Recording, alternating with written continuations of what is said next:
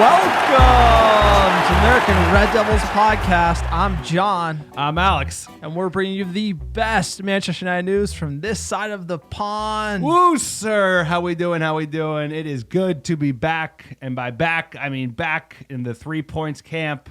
We're talking about Manchester United on the road, the Brentford Community Stadium. Sir, bad blood down in London. I'll tell you what, their manager, he wasn't happy about losing that game. But Manchester United showed up big time in the second half. Really ugly in the first half, just like everything that we've disliked over the last couple months of football. But second half was very promising. All the academy lads putting in a shift. Alanga, Greenwood, Rashford with a goal, much needed, and Bruno with 2 assists, sir. It felt like a vintage couple minutes at least. How are we feeling? Sir, look, first half, not going to lie. That was a tough watch. This team, sir, that's all I got to say. This team, it's been ever since De Gea missed that penalty against Villarreal, it's been a hell of a ride. And coming here away at the Brentford Community Stadium, the upside was the away fans were rocking, but that was a shit first half of football. I mean, one of the worst I can remember. I had to make a cup of coffee because it's like you look at like 20 minutes in, I've just got my head back. Started just dozing off because this team wasn't showing enough fight. But then they come out second half, they turn it around. I mean, the youngsters involved, Elanga earning his goal. Like you said, the story of the academy, the history of this club, it's important to recognize. And a big result. You like to finish strong, so you don't have to start strong, but you got to finish strong. It has been a rough ride, 9 matches in under Ralph Rangnick. But I hope we're going to see more of this second half going forward. No, it's right, because the first half was bad, as bad a football as we've seen under the German, but the second half was the best football we've also seen in the German. Have to say, commanding performance from a couple of those players in the midfield. They really stepped up, McTominay being one of them. Bossed it at times. Delot had a good performance. I thought Maguire did not look good when he came on. We'll talk about that later, sir. But Bruno getting the assist, Rashford getting a much-needed goal, Greenwood getting a much-needed goal, Alanga showing just like his cutting edge, and Ronaldo, of course, hating getting pulled off, sir. That elite mentality hasn't changed since 2008, sir, when he was pissed back then about getting subbed off. But I'm just thrilled, just because we saw glimpses of some promise today and reminders of what we got. And we got some really good youngsters that are ready to rock. And those are the types of players you want to see gaining confidence, including Marcus Rashford. He gets his goal. Great finish from him. He needs that. He hasn't been in great form as of late. Manchester United hasn't been in great form as of late, but we have reverted to the 4-3-3, exactly, putting Bruno in the middle of the park. I do think Rangnick is a little pragmatic there. I like to see that from the manager as well. The question is, we got a real test against West Ham, sir. Then we got international break. It's an opportunity for Rangnick to kind of get some of these youngsters who aren't featuring internationally just yet up to speed on his style of play.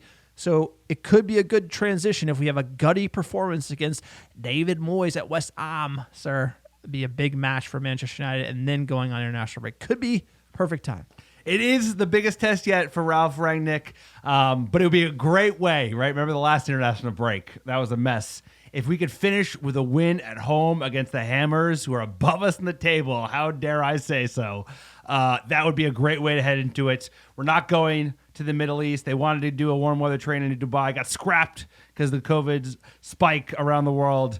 So players are getting time off. But I think just having that positivity headed into the window, I'm not expecting anything on the transfer side, but getting a win to head in, I think, is great. Especially big win today against a tough Brentford side who, they're thorny. They're a tough side to beat down, sir. Tough side to break down. I don't know about tough side. 14th in the league, sir. They're challenging. West Ham's a tough side. As far as we've been making it look tough, I'll tell you that much. But, sir, we could go on all day about David Moyes, West Ham, Brentford, and the like. But we got a quick PSA for the podcast. If you like the American Red Devils, you can support us on Patreon. We do not have any greedy corporate sponsors on this podcast trying to sell you different types of products you hear on every other podcast. We're just two lads on the couch giving you that biased fan take. We do everything ourselves. We think this podcast should be run for and supported by the fans, and the best way to do that is Patreon. Visit our Patreon page, www.patreon.com/AmericanRedDevils. We give away scarves, stickers, pins, shirts, you name it. There's 4 tiers. You can support us anything from $1 a month to $20 a month. Please check it out. It goes a long way keeping the lights on here at the bunker. Big shout out to Park Wyatt. You're the real MVP. Just became a member on Patreon. We really appreciate you.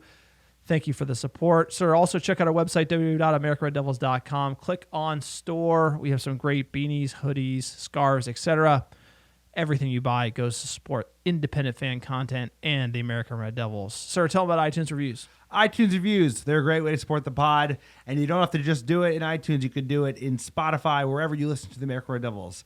Here's what you got to do. Write a 5-star review wherever you listen and send a screenshot to AmericanRedDevils@gmail.com with your mailing address, and I will personally send you some free American Red Devils gear. I just sent out a whole big bunch of it around the world, sir, all the way to Norway and beyond. Pick, pack, and ship, baby. Pick, pack, and ship, baby. Great way to support the pod. It doesn't cost $1 at all, and it helps the American Red Devils get found by other Muppets around the world who like to hear about all the hot gossip, hot banner we got, sir. This team, I'll tell you what, they put us through a lot over the last 12 months. Yeah, and if you want to hear people talk about tactics and, try to tell you how smart they are about football, even though they don't have a job in football, you're at the wrong place. The American Red Devils, we give it straight from the gut, sir. We tell you exactly how horrible it's been watching this team over the last 6 months. Oh, my God, it has been so long since we've seen good football from Manchester United. And we signed Sancho, Ronaldo, and Varane in the summer. We thought we were winning the league, and we're struggling again. And it's gone. To the other side of Manchester. A year ago, we were top of the table, by the way, bud. Like a year ago, give or take a week. Ole was at the wheel a year ago, sir. Same things. Let's just get into it. Brentford 1, Manchester United 3 at the Brentford Community Stadium. What in the hell has happened to this club, sir? I thought we used to win things. But let's get into this match. Starting 11, David De Gea in net. Tell me about Telles at left back. Lindelof for Ron center back pairing. Delo at right back. McTominay. Bruno Fernandes midfield with Alonga on the left. Ronaldo at number 9 and Greenwood on the right. Sir, what'd you make of this lineup? So when I saw this lineup, I liked it. I was, there were reasons why we wouldn't see AWB. I think he was sick. Shaw, I believe, got injured in training, so Telles and Delo getting another chance to impress. I love the youngsters, Alonga and Greenwood again. I thought they looked good in Villa, even though obviously we screwed the pooch and blew the lead. And then Ronaldo back up front. Also, McSauce, they showed a little bit more vig and vigor under the Germans, so I wasn't too disappointed to see them starting as well. Sir, what did you think when you saw it? Yeah, Sancho was out as well. That's the only one I would have liked to maybe get a run. Ronaldo coming in, I think that's good. Alonga, I love that he's getting minutes, but be careful, Rangnick. He needs rotation. I don't want him to just keep playing him. But obviously, he did get his goal. I felt like he wasn't as impactful in the first half. You could say that about every single Manchester United player. But let's get into that first half, sir. We're not going to cover too much of it because it was one to forget. Absolutely dreadful for Manchester United. 8th minute, Alonga had a decent chance, but he headed it towards the keeper. And then De Gea, big saves from De Gea in the 13th minute and the 32nd. Delo did have a decent hit, outside boot, kind of drifting wide, but it was a have to forget. Brentford had lots of chances going forward, sir. They had it like with the Dave saves, kick save and a Butte twice. They should have had goals. We looked like our defense looked as bad as it's been all season, and going forward, nothing doing. No shots on target in the first half. It was just a rough watch. Some of the passing is fucking scratchy. It was fucking scratchy. It was. I know all United fans were sitting there, arms crossed, just not happy with what they're seeing. Like you said, we looked frail at times. We weren't pressing high like we've been told was going to be the philosophy of this team, like we've seen it at moments. And every final ball was off. It was off by a yard or two. We just couldn't even make the simple passes look simple. And it was just kind of a dreadful thing. All the worst that we've seen in this team over the last, let's call it 6 months, in one half of football. It can only go up from here. I mean, De Gea is the big standout. What a player. What a half he had. He had like 3 huge saves in the first half. I feel like United calmed it down a little bit after the first half an hour. But De Gea is showing his worth. Best keeper in the league by far. So on Twitter, I always tweet out halftime thoughts to the American Red Devils faithful. Just a few one or two word phrases that they used to describe the first half. Amateur hour, same old story, absolute crap, dog shit, disgusting, need some midfielders, absolute shite. We played nonsense. So, I mean, this is kind of the situation it was in the first half. United just, soft serve FC. Got no grit, got nothing. Going to Brentford, getting bullied. It's just like the giveaways, bad giveaways. The amount of flicks and dummies that went to nobody in like our half is incredible. Giving them the breaks. Brentford was up for it. And as soon as they sniffed blood, it was on. You know, like we kind of held it off for like 13 minutes and then boom, the floodgates opened because we started getting nervy at the back. We couldn't find a pass and we were under pressure. We were under pressure and we were shooting ourselves in the foot, right? Because a team like Brentford pressed so high, team like us that's so uncomfortable passing between the lines wants to pass sideways. There's a lot of that in the first half. And then when we did pass between the lines, that ball in the final third was always off. It was always too short, too long. It was just bad football. So, you know, as good as it was in the second half, it was as bad in the first half. And thankfully, you know, they didn't take their chances. And we have one of the finest keepers around, Sir David De Gea, showing his worth. Pay him. We're paying him that 400,000 pounds a week. He's worth it. Sir, I mean, all those saves. Absolutely well worth it. Let's come out. Let's cover the second half. We actually care about this one. 47th minute, Ronaldo hits the crossbar with a looping header. 48th minute, United get broken on from a corner. Again, this one was a huge opportunity for Brentford. Again, set pieces, nightmare. Terrible. Even when we have a corner, we're going to concede. It makes no sense. United just out of sorts. That set piece coach. A lot of hype behind them, but we haven't seen any results. I think we're 107 set pieces or 107 corners without a goal, sir. Unbelievable. Look at the players we have on our team. We should be scoring some. Bruno even having trouble beating the first man on the corner, sir. We need to go back to basics with this team. But, sir, we can criticize them all day long. Let's get into it. The 55th minute, Ilanga. Fred. Lingard. United lead.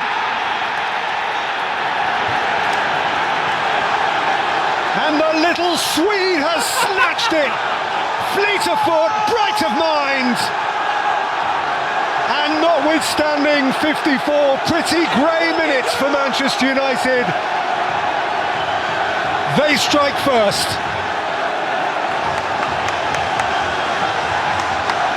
It's a well-taken goal from Anthony Elanga. Found brilliantly as well by Fred.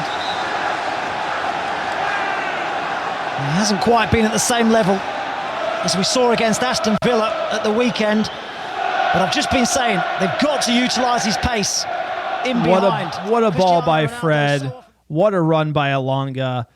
You know, there's a surefire way to forget 54 minutes of shit football, and that is scoring a goal, sir. What a goal for Manchester United here. Exactly what Manchester United needed. You know what? I don't think it was against the run of the play. United was the better team in the second half, but a great goal. Great ball over the top from Fred, becoming his trademark little scoop over the top. And Elanga, deft touch from a teenager, so 19 years old still, showing how much promise is coming out of the academy these days. A lot to do with that one. Elanga, There's a lot to Greenwood, Rashford, sir. That front three could be something for years to come. But like you said, a lot to do. But a hungry goal, right? Keeps going, pushes it in. Big goal for United on the road. And we kept our foot on the gas, sir. 57th minute, McSauce tests the keeper from way out. And the 62nd minute, good old Money Mason. Chested off into the path of Bruno Fernandes, who is on his way here for Manchester United. And Mason Greenwood does the easy bit. And Manchester United have comfort.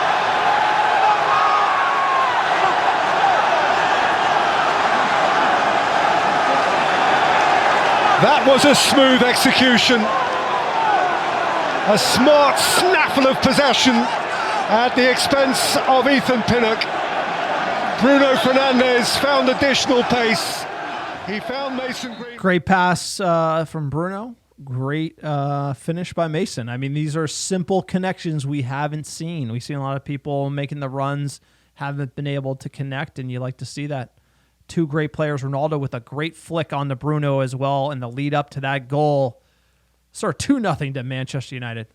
So watching this goal, you're going to get mad at me, but I got to play Ollie's this. at the wheel, man. He's doing it. He's doing his thing. Man United are back. I watched this How are goal. you doing? I haven't seen this United since. This is like Ole counter ball, and I know it seems like a simple thing, but it's so refreshing to see that goal, right? We've been like dying for this goal. That's why we have the midfield. Yeah, but we're good at this. I know we are. We used to score tons of these goals. Yeah, but the problem is We when have it you in have locker, the sir. We ball, have it.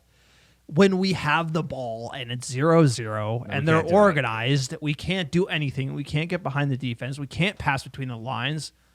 And so this is where we're good. When we have a goal and a team's got to come forward, we can counter. But starting from 0-0, the same questions that we've been asking are still there. So our 71st minute double sub, Harry Maguire still plays for us.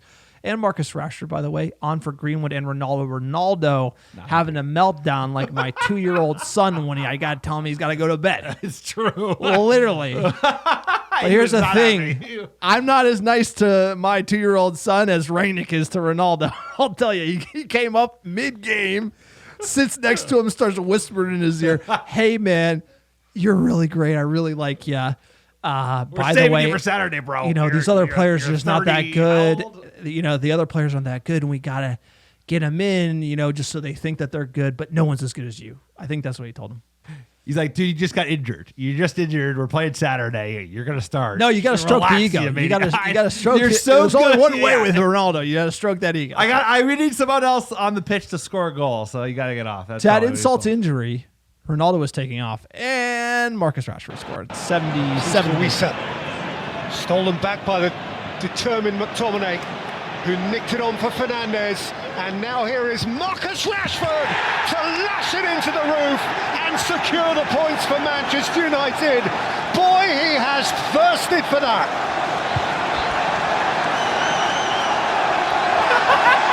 That's why, Cristiano. That's why. Let's be friends. Yeah, he might not like it, but he should like the scoreline. I mean, after that, Rashford scores, and immediately the camera pans to Rangnick whispering sweet nothings into Ronaldo's ear, which is just a riot. After the interview he gave, he's a maniac, and that's why he's the ultimate competitor, right? He's never going to get taken off. So even if he's like 52 playing for the LA Galaxy, he's not going to get one. And injured, he's never going to want to be taken off the pitch. It's just who he is. 3-0 to Manchester United, sir. 84th minute sub, Matic for McTominay.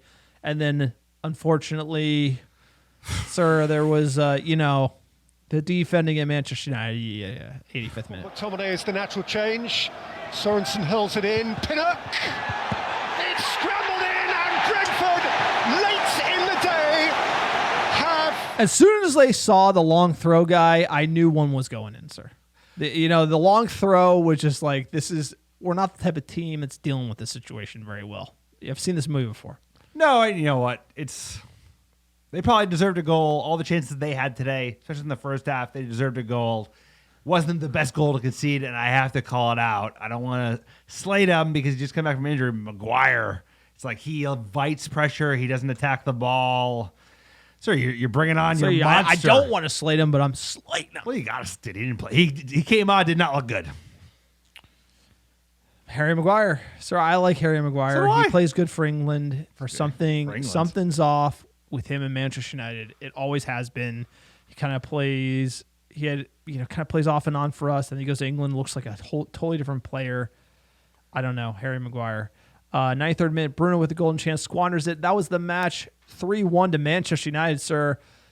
You ship a shit goal, you're up 3, whatever. But that's this team in a nutshell. You really have to look at it. Our defense is shaky. Our midfield, we get opened up way too easily. The chances that we concede in this goal, Brentford easily could have had 3. I'm just trying to give the no it's true. BS take. It's true. De Gea bailed us out. Clearly, there's 2 that should have been goals. He kick save and a butte on both. They end up getting 1. At least our attack kind of started humming.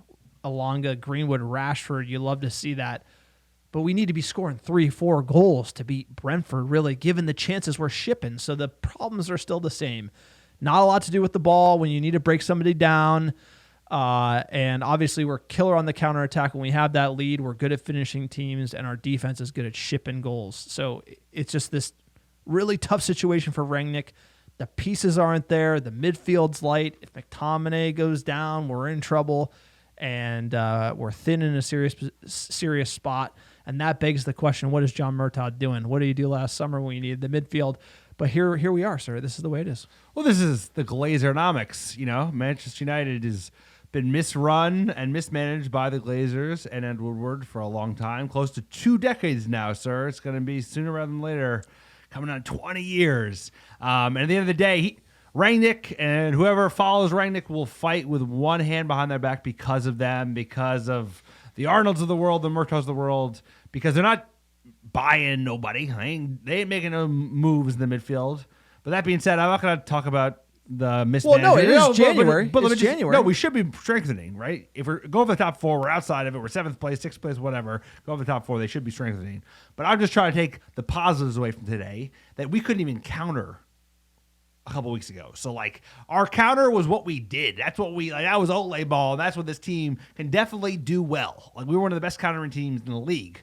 So the fact that we couldn't even do that under Ralph, under Carrick, obviously under Ole at the end, we showed that today. We need that because I know that's not going to work for all teams. That you're right. It doesn't work when you're not winning.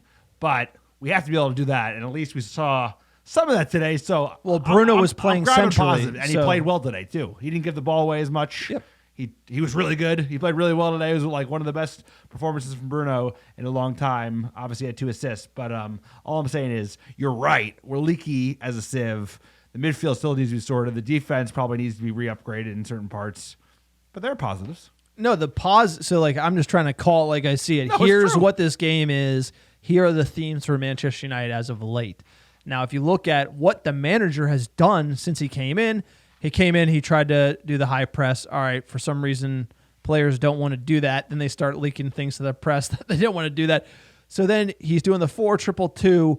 In the last 2 games, he switched to the 4-3-3 or the 4-2-3-1 to get Bruno more centrally. That has done better for our attack. We've been scoring more goals when we've seen Bruno play more centrally. So I think he's kind of figuring it out on the job. And so you can see Rangnick maybe making some kind of poor decisions, correcting them, getting the attack going, and now sorting out the defense is really the key issue for Manchester United. Harry Maguire, there's question marks. Luke Shaw obviously has a knock, but Rangnick can figure it out. I think he has a good CV. I can see what he's doing and what he's changed in the results, and then why we're getting 3 points here. Clearly, we wish we would have gotten 3 against Villa, but our defense let us down. I think that's still the biggest part for this team is the defending. It's clear, and hopefully Rangnick can, over international break, have some time, sort it out. We've been trading sideways, sir. I mean, we're not going... This is encouraging, but West Ham's the game. We beat West Ham 2-1. We beat West Ham 1-0.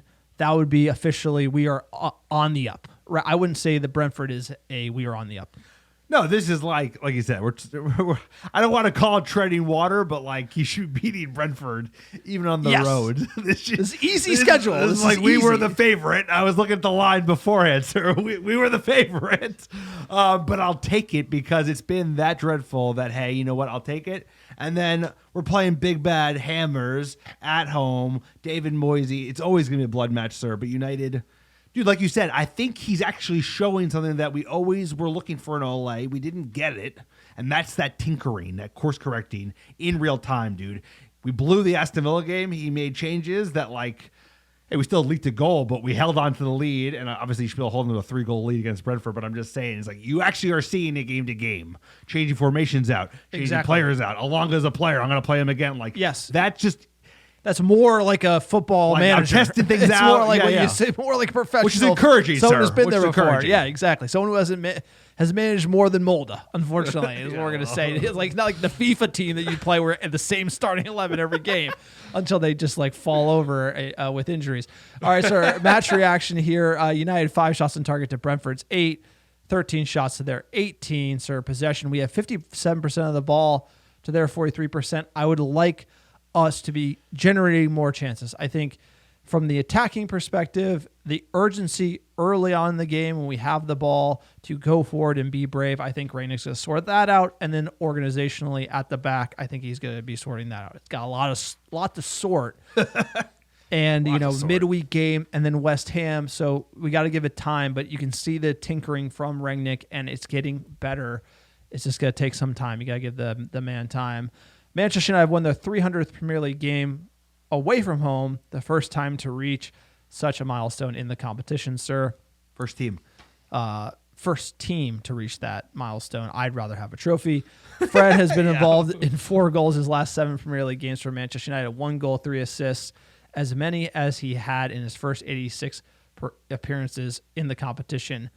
3 goals, 1 assist. So Fred improving from attacking perspective. I think the commentator said it.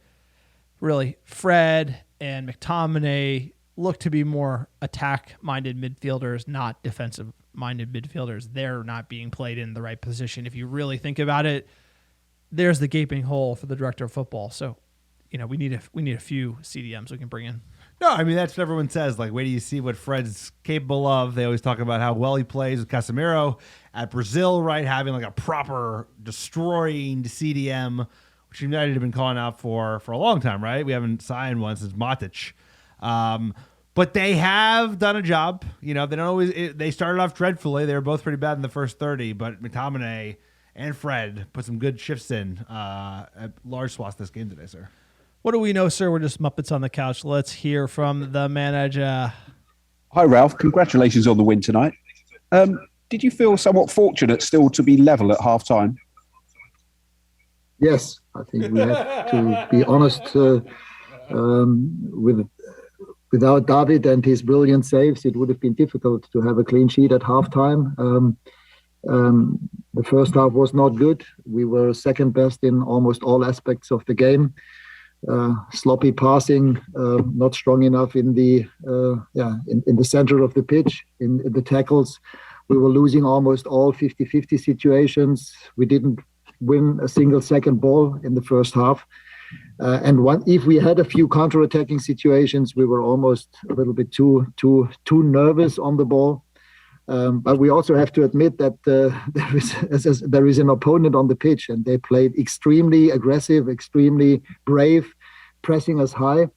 And those were all the aspects that we spoke about at halftime. So in the second half, we did things a lot better. Exemplary for me for that kind of football that we played in the second half was Scott McTominay. He won almost all second balls in the second half. He won a lot of 50-50 situations in the center of the pitch. And then we had our counter-attacking situations. And in the end, we could have scored 4 or 5 goals. But again, I have to admit, after the first half, we couldn't have complained if we had been 2-0 down. Ahmed Ali.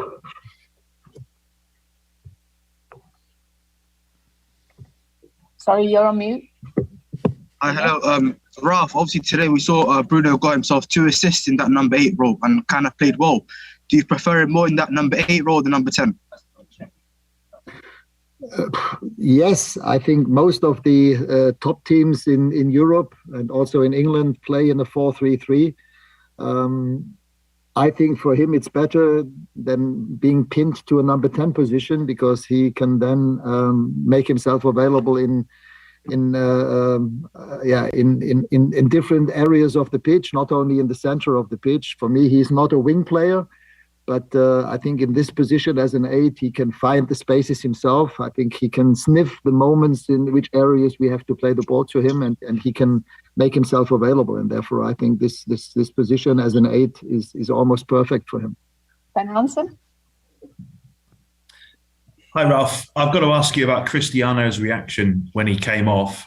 Do you have any issue with his reaction? And what did you feel the need to speak to him about on the bench? We saw pictures of you having a chat with him there.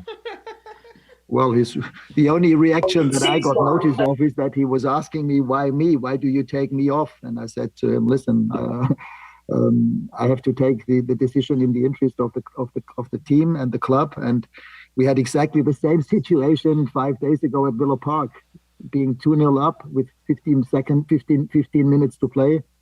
And of course, we didn't want to make the same mistake again. I decided to switch to a back 5 with Harry Maguire and bring on Marcus as another fast winger on the right-hand side. And I think it was the right decision. That Cristiano was not happy. I mean, he's a goal scorer. He would have wished to stay on and maybe score a goal himself. But for us, it was more important to be compact, to make sure that we have enough legs and enough also strong headers to defend their free kicks, their set pieces. And when we had scored the third goal, I said exactly that to him. I said, look, Cristiano, I understand that you're still ambitious and you want to score yourself, but maybe in a couple of years when you're a head coach yourself, you will hopefully take the same decision and be in the same role that I was today after 75 minutes.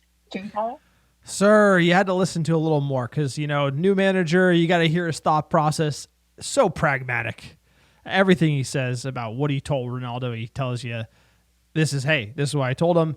As well as the first half, we were horrible. And then, oh, by the way, we blew open the doors. And, oh, by the way, to the America Red Devil Muppets, Bruno's playing 8. He's not playing 10, sir. As far as I see it, I don't think Fred's getting as attacking shaded as Bruno. And I think Bruno kind of drifts inside. I call it 10, call it 8.5, whatever you want to call it, sir. That's what I say. So all I know is that I like when he speaks, and that's why I put that piece together last week. Sir, I'm going to finish it up this week. Why Ralph is the perfect man to clean up the Glazer mess. Because he's pragmatic. Maybe he's not the perfect manager to lead us over the next decade. The more I read about a certain Eric, the more I like him. But he's the right man to oversee the next 5 years from a footballing operation, sir. He gets it. He speaks the truth. He knows what we're not doing right, what we're doing right. So, if the Glazers any sense, John Murtaugh has any sense, if Ed Woodward's any fucking sense, they'll listen to that man. He knows what he's talking about. So he's not the manager for the future, but he's you can tell he's smart and you just want him around, bro. You just meet smart people, you're get him involved making decisions. Looking at the table, Manchester United still 7th, sir. Lucky number 7 here. Same number that CR7 wears. We have 35 points, 21 games. Arsenal, 20 games, 35 points. Tottenham, 19 games, 36 points. West Ham, 22 games, 37 points. So from 4th, we are 1 game off of it with a game in hand. So I don't mind that. Tottenham, 2 games behind us. So, potentially if they were to win their games, this is kind of where it gets tricky. They have 42 points.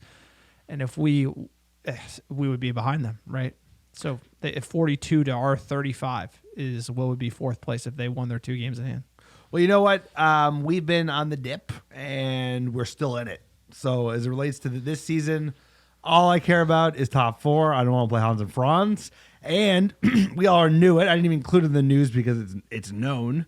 Ronaldo's it's been leaked. He's we don't make top 4. I'm fucking out of here. So that's known, obviously. So I want him around for at least another year because he's Ronaldo and because the mentor relationship that he could offer for the youngsters, I think, is unbelievably valuable. Yelling about getting subbed. Yeah, but why aren't you yes. why aren't you eating a meat-free diet, or why aren't you staying Sir, extra hours at Carrington? So I'm a number 1 Ronaldo fan. First of all, I really like him. Sir got his signed jersey. My favorite player. Him coming back to Manchester United, I don't think should have happened ultimately. Probably not. Even as a huge Ronaldo fan, and you and me probably go into Old Trafford in May. For that reason, because I don't think he'd be around, and I think I have to see him play for Manchester United. I have seen him play on tour, but never for the club at Old Trafford. I want to check that box, but you saw the attitude when he got subbed. The Sky Sports interview is great. Everything's great. Fergie, everything's great. But he'll drop us sir. He'll drop Manchester. We don't make Champions League. He's out. Which is okay. He gets subbed. He's mad. There are elements to that. I don't believe it's this. I love the Ronaldo interview. Listen to the full thing. You think everything's great with Ronaldo. There are some things behind the scenes, I'm sure, that are not so great with him. I do believe he's not all lifting everybody up. You think? He's a freaking enormous ego. Yes. And this thing happened in 2008. His ego hasn't changed.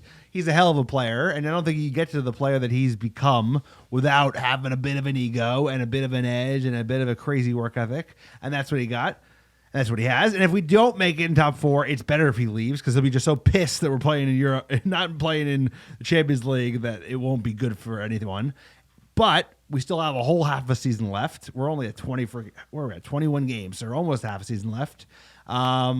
And I still think we can finish top 4. I know what you mean, but like he was doing that in 08. And he's always going to be pissed that he gets taken off because he wants to score goals. No, it's just the that contrast kind of mentality. between the interview and like him giving people advice, they're not taking it. Then he's throwing a temper tantrum on the. Look, I'm just trying. I'm trying to be honest because like I'm biased towards liking Ronaldo, but it's not all, roses as far as him coming in the club. He's a big personality. Are you kidding me? It's like unbelievable. Sir, we got a next match. Speaking of big personalities, David Moyes coming up to Manchester. Swell City, bro. David Moyes, dude. He's gonna David Moyes always blows it coming back. Manchester United versus West Ham at Old Trafford, sir, Saturday, January 22nd, 7 a.m. Pacific, 10 a.m. Eastern. Give me a 4 a.m. kickoff, sir. It's been a while. Games won 70, drawn 32, lost 46 versus West Ham lifetime. First time we played them, February 1911, FA Cup. We lost 2-1, sir. Last 5, we've won 4.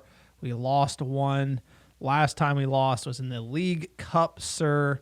September 2021. This was this season when Ole, big rotation, kind of lost against West. This was kind of the beginning of the end here a little bit for Ole Gunnar. So it was a weird big rotation, disrespect for the League Cup. A winnable trophy for us, and we lost. Yeah, I mean, we talked about which game would you have cared to win more, right? Because if you notice, those games were 3 days apart. We did just beat them in the league on the road. I still think the league over Carabao Cup. So they're going to be looking for revenge. It's a big match. You can have your energy drink cup anytime you want, so I'm good. Sir, hindsight's 20/20, but when you're not winning the league and you need your hungry we're out, trophies. Bro. We're out, bro. It doesn't matter. Hungry, 5-year drought, sir. Hungry for trophies. You need one, sir. This is like what this team is about. It's about delivering It doesn't matter if it's Carabao Cup or nothing, but this is a winnable game. That last time we played them, we lost, sir. Last time we played them, we lost. That wasn't the best team we had, though. Coming into this game, West Ham's form. Beat Watford 4-1. Beat Crystal Palace 3-2. Beat Leeds 2-0, sir, in the FA Cup. They beat Norwich 2-0, but Leeds just bested them 3-2 this past weekend. So 4 wins, 1 loss to Leeds United, sir. Strong coming in here. West Ham 4th in the table, but Moisey always blows it. Hey, he blows it against United, against Old Trafford, but their team, their tough team, dirty team, a team that you hate to play against. What's his name? Who's playing really well at the moment? Bowen had a couple of goals. Antonio is kind of like a more talented Romelu Lukaku, it seems to be. And then Declan Rice is like English press is new star boy. I've never seen them more in love with a player than they are with Declan Rice. But they're a good team, dude. They're going to be very difficult to play. They've got good wingbacks, Cresswell and Kafal. So, sir, we know who they are. We know who they're going to be about. Physical match. We got to win the 50-50s. We got to pass through the lines, and we have to defend better than we have been. Otherwise, it's going to be a long day. Club was founded in 1895 as Thames Iron Works and reformed in 1900 as West Ham United. They moved to the Bowling Ground in 1904, which remained their home ground for more than a century. They've won the FA Cup 3 times, 64, 75, and 80, and they've also been runners-up twice in 23 and 2006. The club have reached 2 major European finals, winning the European Cup Winners' Cup in 1965 and finishing runners-up in the same competition in 1976. Sir, the club has a long-standing history with Millwall, one of Alex's favorite clubs to visit while he's overseas. And the fixture between these two teams has gained notoriety for frequent incidents of footballing hooliganism. Speaking of Millwall. So Alex, whenever he's on vacay, he likes to go be a Millwall hooligan. That's what I do. Manchester United hooligan isn't for me. It's Millwall. No, it's because I went with my father-in-law to a trip before I got married to his daughter, and his flight got delayed, sir. I was going to take him to a Millwall game. Shame on me. He missed the game. I went anyway. I think I encouraged you to go to that game. Sir, game. colorful crowd. You're like, how could you not go to a game? Sir, I usually like to We see like full this of sport. I like to see full, I love the sport, sir. Queens Park Raisins we saw for Well, a the Friday night history game. of Millwall, you know. Millwall, sir, I'm good. I'm not going back to that. I'm not. It's called the Den. I'm not going So back we're to the Den. going back. Bro. Sorry, I'm you going- go to the Den. Let me know. I'm going going to go the to Den. lunch. Let's go, this guy. Physioroom.com. Injuries to Manchester United. Paul Pogba, he's back in training. Not quite ready. We didn't see him on the bench. Wan-Bissaka, like you mentioned, he's sick. Tony Martial just being a baby B. No, just kidding. He was back for Manchester United. Ronaldo was back. Rashford was back. And Bailly at the African Cup of Nations. So really the only players out. We also have Luke Shaw and Sancho. So it's basically Paul Pogba's coming back. Luke Shaw was out with a knock. Sancho and then Bailly at the African Cup of Nations. Not a terrible injury list for Manchester United. Maybe more of a players want to leave in January, not motivated list is really the problem when it comes to our squad. Given those injuries and who's not motivated at the moment, what is your starting 11? What was it you called the last spot? Like Tristritis or like they just like they don't want to play no more? Don't want to play no more itis. Yeah, that. Okay, anyway, we're talking about who's motivated to play. Here's my 11 for Saturday against the Hammers, so it's going to be a big match. De Gea net, back four, Delot, Lindelof, Varane, Shaw, Maguire. I'm sorry, bud, you're not starting yet. McFred, Bruno, Greenwood, Alonga, Ronaldo. I think it's basically the same 11 as today, sir. Who you got? I'm bringing in Harry Maguire. Harry Maguire, he drinks the vodka, he drinks the Jaeger, is it fucking Harry Maguire? Harry Maguire, he drinks the vodka, he drinks the Jaeger, is it fucking massive? Sir, he's a good What a player. song. Sir, he needs to have the captaincy taken away from him and given to course. Bruno. It's Bruno's like the that will set him captain. free, bro. It's like he will be a better player because we won't have to worry about it. It was too much for him. You could see. And he's a good player, dude. He just shouldn't be the captain. Obviously wasn't worth 80, but he's our player. And, sir, he's still a beast. He just needs to, like, embrace the beast. He's a little too much of a pretty boy, right? He needs to embrace, he needs more of a Vidic and be more of a savage. He plays with his hair a little too much for me. Lindelof plays, our center back who They plays with do. his hair the most is Lindelof, That is by true. the way. That is true. He plays with hair a lot. So I'm going to say Dave says Wan-Bissaka is coming in, Maguire, Varane, Shaw, Fred McTominay, Bruno, Greenwood, Elanga, Ronaldo. I would like Ronaldo to get the drop. I would like Sancho to come in. I'd like to see Greenwood at number 9. I just don't think that's happening. You got to get Harry involved right away. It's popular to hate on Harry Maguire right now. And I agree he deserves a little shade because he's kind of moody, sounds like a bitch to the press. Like, Ole got fired. He was out, took a photo with somebody at some bar. Like, he just seems like a little clueless. But at the end of the day, there's a player there. There and is. we paid $80 million for him, and this club ain't selling him for $80 million. And then if they ain't selling him for $80 million, they ain't selling him. So we're stuck with him. So you better get him back in the 11 and start playing. And that's the only thing we have to do. So West Ham, Old English, Harry Maguire, Slabhead, let's go. I don't think Lindelof is that good. He's not. To keep Harry out. I mean, he had a decent game today. No, he did. But I just think you got to get Maguire back in there. You paid that money, just like De Gea. De Gea has had bad days, and now he's playing lights out. You got to believe in Harry. I'm not writing him off just yet. I like that old back line, AWB, Maguire. You add Varane in, Shaw. You got to be solid.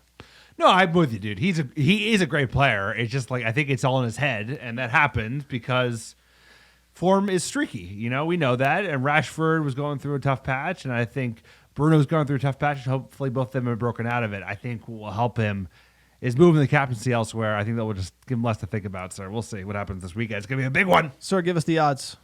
Man United are the favorites at -110. It's plus 270, sir, for the draw, and plus 290, West Ham, the underdogs, on the road, sir. I'm not touching that, but draw. It's What's your score prediction? sorry, it's gonna be 1-0 United. It's just bare knuckle boxing match, brutal stuff. Old Trafford crowd compels us to victory, sir. We get there. What you got? I'm going to say 2-2 draw. Sir, we're going to score, we're going to concede, and I like to say 3-2, but, I'm going to say 2-2. I've been trying to be a little more realistic with the predictions this year, if you haven't noticed, sir. United in the news. Manchester United's Jesse Lingard linked with Newcastle, but Rangnick reluctant to sanction exit. Apparently Newcastle want him now. $2 million loan fee. £2 million loan fee to the end of the season. And then they pick him up after that, sir. He hasn't featured. I thought Rangnick coming in would like to get more of a look at like a Lingard and a Donny. I thought this could be, you get a new manager, you have players on the outs, kind of separate the wheat from the chaff here. There might be a player there, why sell him? But apparently, without playing him, Rangnick wants to keep him. I don't know here. This is just one of those things with the United. You got to make calls on players. You're going to get some wrong. You're going to get some right. Anthony Martial, you might get rid of him. He might be a worldie of a player. I doubt it. He might. You know what I'm saying? Memphis Depay, got rid of him. He did well in the French league. There is ceilings for players, and Paul Pogba got rid of him. He came good, and then obviously came back, and we all know how that went. So the whole idea is you just got to make calls, and this team is like paralyzed by making calls. They don't like to get rid of players. Because this one, dude, they should have sold him in the summer for less than they valued him for. They wanted 25, 30 million. They should have sold him for like whatever, 15. Just move him on, next up in line. And this is the same thing, dude. He hasn't really featured, but I think Rangnick's reluctance is if we have another COVID outbreak, I need players available. I get it. But at the same time, I think what we've seen in the press is that there's some dissatisfied people that have probably been spilling beans. I have no proof it's Jesse, but it certainly could be. So I would just start getting players that want to leave out of the club because there are a lot of those players. And like you said, we're not very good at moving players in the general. There is demand for them. It's not much, but just like you're getting his wages off. On to the next. Who's next? Anthony Martial. Exactly. And that comes with Tony Martial. It's like, would you rather have Sevilla pay half of his wages so you can save money? It's like at this point, you got to shit or get off the pot, and Manchester United is, they're not moving. And you hate to see it because you're supposed to have a director of football. This is what their job is, to be able to move players in and out, get rid of Jesse Lingard, offload some wages, sign a cheap player. There's a lot of CDMs whose contracts are going to go down and expire that you could get for cheap, and then you could pay them those wages. You get off the books. This is how it's supposed to go as a director of football, to get a better player in, have us have a better chance at making top four. But Manchester United just like to sit back, collect the dividend. Why do we got to work so hard here?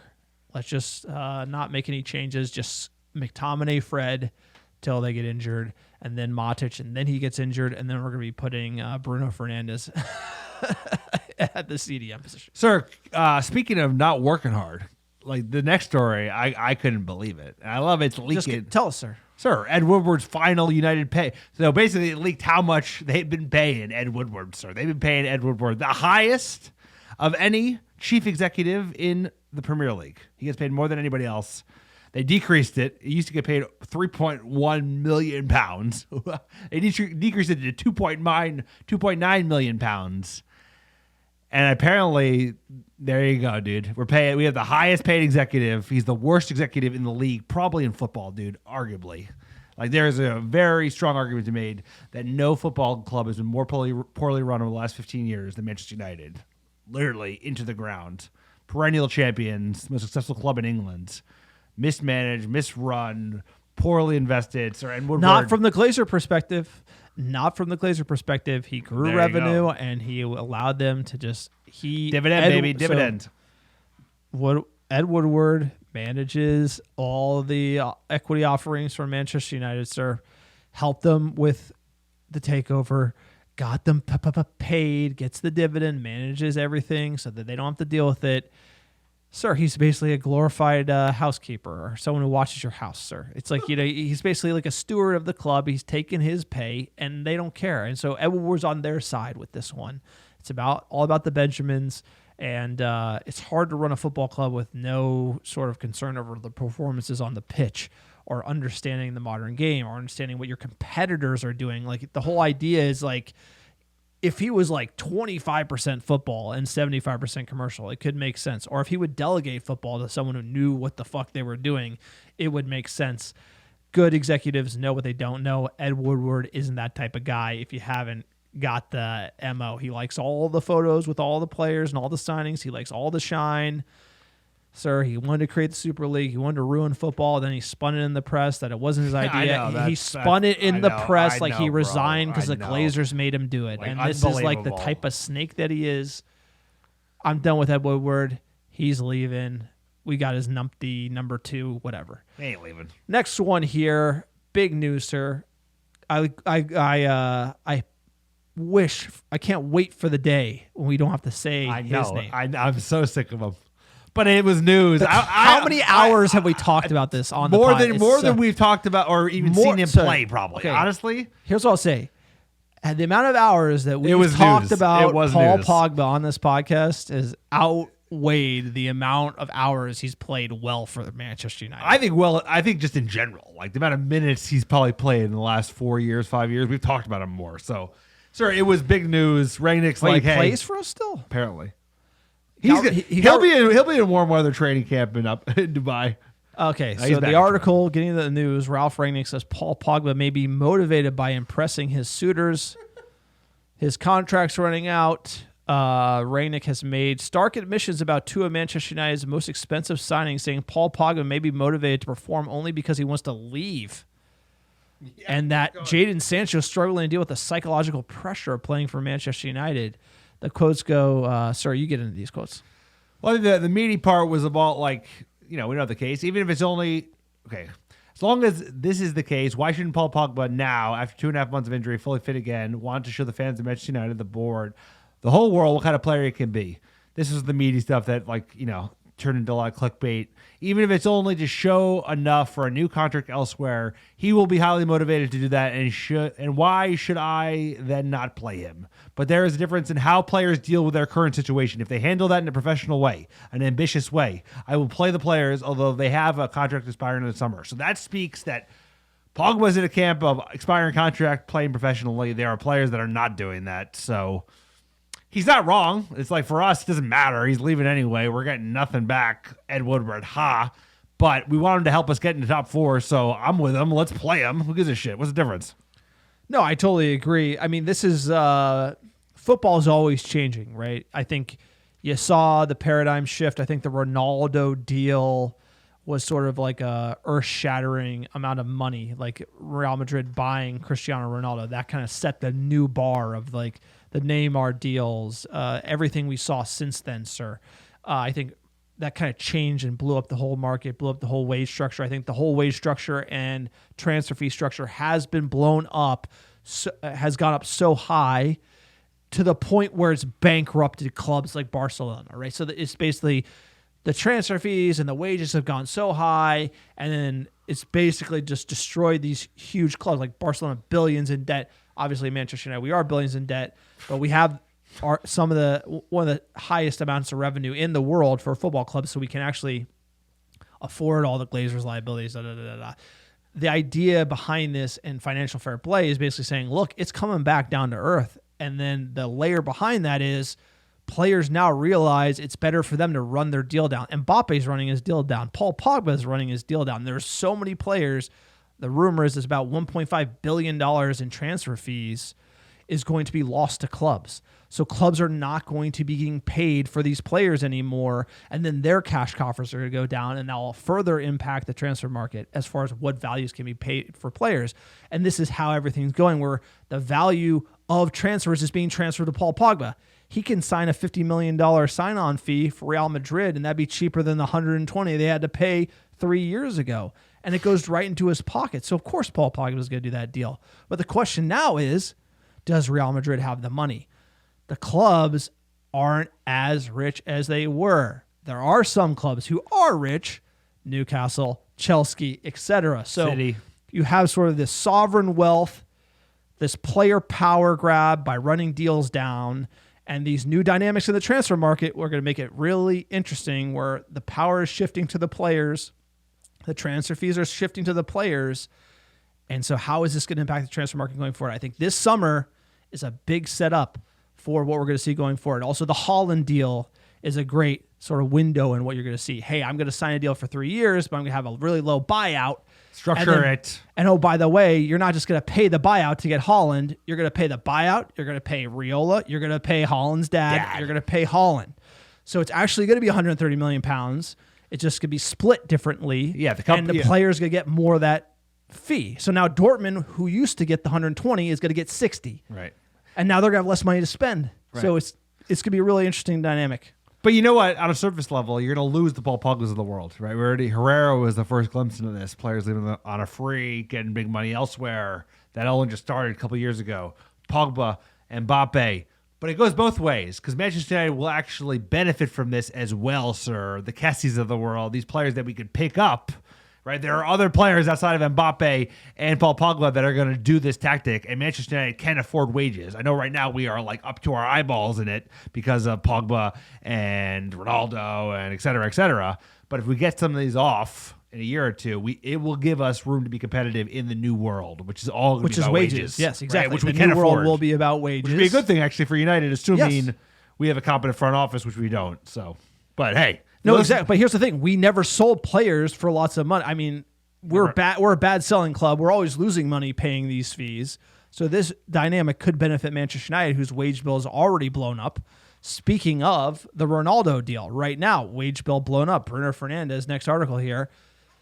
He's upset Ronaldo's making 4 times the money he is, but that's because the Ronaldo deal was structured in such a way, like, again, Juventus didn't get a big fee because it was that or nothing, and they had no option, and then we decided to basically make it up in the salary to entice Ronaldo to come. So you're starting to see this sort of change where it's going to be the big wage deals get players in versus these big transfer fees, so that you can think of the transfer fees transitioning into wages over time, right? And Manchester United, given our huge amount of revenue, can afford that. It's actually bad for the game. The more you think about it, it's like it will be good for us. Well, the rich will get richer. The rich will get richer. The poor, yes. right? Yes. They will no longer have like these massive windfalls like the Monacos did, or all these other feeder clubs. Like the Monaco isn't even relevant anymore, but you know what I mean, like the Dortmunds, etc. The clubs or the Liels, like the clubs that have fed all these good players and make a shit ton of money. Even the Brentford of the world, they made a ton of money actually over the last couple of years selling players.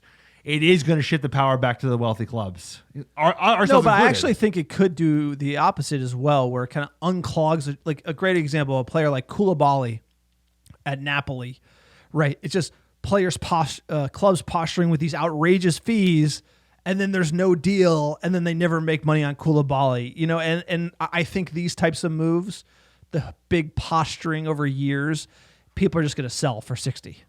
You know, because the market's going to come back to what essentially clubs can afford without going bankrupt, assuming that world football can deal with some sort of financial fair play that makes sense. Like you don't have the Barcelonas going bankrupt, et cetera. There's going to be an affordability. The market will be set. And this dynamic of player power is going to be, we're going to keep you guys posted because this is going to be a crazy summer. Paul Pogba, Mbappe. I mean, like this is kind of what happened in the NBA in the United States. I think LeBron signs 1-year deal, then decides what he wants to do every season, right? He can just do whatever he wants. Dude, we're seeing that in the U.S. labor market, right? Power to the worker. It's like power to the footballer. They're going to have a lot more influence about like the contracts they sign as this picks up pace. I do think a competent front office could be very benefited in this environment, but like we're not even as well run as Newcastle is. They came in a month, bro, are outshining us. It's like unbelievable. It doesn't take that much. Sir, they're facing relegation. Sir, I'm aware of that, but like big Newcastle, their aptitude in the transfer. So they got how much did they get Trippier for? 12.5. Come on. Jumping into the fan questions here. At JDW, quote, "Tale of two halves should be our damn motto. Much better second half, but a lot of work to be done as well. Midfield not secure, but McTominay showed some nice ball skills today. 3 out of 3 for the academy. On to West Ham United. And Manchester United women took down Arsenal in their cup tie. Well done, sir, to the Manchester United women. Well done. Got to see winning all over the place. A lot of work to be done. Improvements being made. Sir, a big game. Hammers. David Moyes, tactical genius. Can't wait." At Mike United Mets, quote, "There's a word for that second half, or at least a made-up word. It is clinicality, baby." Tell him. It is a word. It's a word, sir. It's not a word. It is a word. I looked it up, bro. It's not a word. It is a word. No, I had my wife who's a lawyer. It's not a word. If you Google it, there is a search for it, but if you go to any dictionary, it's not a word. Well, I'm going to go find a dictionary. Clinicality exists, sir. It does not. It does not exist, sir. Trust me. At M Hersey 5, quote, "What a tale of two halves. First one was dreadful. Second half, I thought we played well. Bummer for De Gea not getting a clean sheet. I really wanted that as well. Great for Rashford to get a goal. Ronaldo needs to fix his attitude when subbed off. He's smart enough to know we don't need that right now." Ronaldo's going to be who Ronaldo is. We know who he was when we signed him. He was always going to be the kind of player that gets pissed off when he's subbed. You know what? That infectious winning attitude is not a bad thing when a club is a little soft at the moment. Sir, next tweet here at Jerry United. In one word, clinicality. I'm going to write a dictionary. I'm going to write a dictionary. Why don't you want credit for a made-up word? Sir, I'm pretty sure it's a word. You say Google's lying. I'm going to call your wife. I'm now very. No, she Googled it and like there's actually a word shows up, but it's not. If you actually look for a dictionary, any modification. But who decides a word is a word? Because they make up new fucking words like every day. But I'm saying like we could get this trending on Twitter and they could add it to the dictionary, and next to it will be a photo of you wearing an American Red Devils hoodie. Woo! There you go. Pick them up. AmericanRedDevils.com. Check out our store. They're amazing. At Daft Monk 15, is it me or did Rashford's movement and running form for his goal look like Timo Werner at RB Leipzig, sir? I didn't watch much Timo Werner at RB Leipzig, but still a great run and great finish for Marcus Rashford. That looked like vintage Marcus Rashford. That looked like a vintage Manchester United counterattack, and that was just great to see. What a finish, by the way. That was not an easy finish. He made look so easy. That was clinicality, if you will. I'm going to lead into this shit. At Gordon Frederick, quote, "Great to see the unselfishness from the front line. They looked like a team that enjoyed setting teammates up in the second half. Wonderful to see joy in their eyes, minus Ronaldo." I agree. Like that, I was saying like we are good at that, but we haven't been good at that recently. And to see that sort of click in and Bruno involved in the middle of it, Fred with a great ball, that's what you want to see for United. You need that mojo in attack. You need to add that Cavani to it too. You need these players scoring. You need them vibing. You need that. When were we at our best? Cavani defending, Greenwood on the pitch, that team coming together. We need that type of attitude at United. Anything will help us get there. Scoring will help us get there. Dude, who have been the best two players over the last 3 years? Marcus Rashford, Bruno Fernandes. We haven't been playing well. They haven't been playing well. They played well in the later half of this game. We got some goals. We need that, sir. We can't do everything right, but if we can counter, that is something. And that used to be a big part of our game. We need to lean into that in the near term. Sir, that's it. That's the podcast. We are the American Red Devils. We are for fans, by fans. You want to support us, check out our Patreon page, www.patreon.com/American Red Devils. Check out our website. Alex Part 2 article is dropping. Amazing fan-generated content, www.AmericanRedDevils.com. Also, click on store. Anything you buy supports the podcast. We got some great stickers, pins, sir. Our pins are absolutely fire as well. Please support us. Everything you purchase goes directly into the bunker attached to Alex's garage without heating. Sir, we got some top downloads last 7 days. You want to give us that list? I want to give you that list. It's a difficult to pronounce list, sir, so you're welcome. Number 1, how you doing? Corinth, Mississippi. Houston, Texas. Clarkston, Michigan. Thomasjord, Norway. Tonesburg, Norway. London, Canada. Drogheda, Ireland. San Jose, California. Brentwood, California. Shout out Brentwood. Yeah, shout out Brentwood. White tees, bro. Last but not least, Oslo, Norway. Appreciate all the American Devils listening week in, week out. We got the best fans in the world. We got the best club in the world. We got the worst owners in the world. But we have each other, and we got 3 points on the board. We got a big game on the weekend. David Moyes, tactical genius, on his way up to Manchester. Let's give him a little lesson. Ralph Rangnick's, I don't even know what it's called. Ultra Press. Quick word association for anyone who listened to the last podcast. First thing that comes to your head when I say Pochettino. I don't know. Asada? Maurizio Pochettino. He's going to be the next manager of Manchester United. You don't like the guy. I'm a big fan, bro. You sweating it? He's definitely going to be the manager. It's like 90% chance. 10% we get Eric. 90% we get Maurizio Pochettino. Sir, regardless, whatever it is, it doesn't matter. It's all good. We have a lot of games left.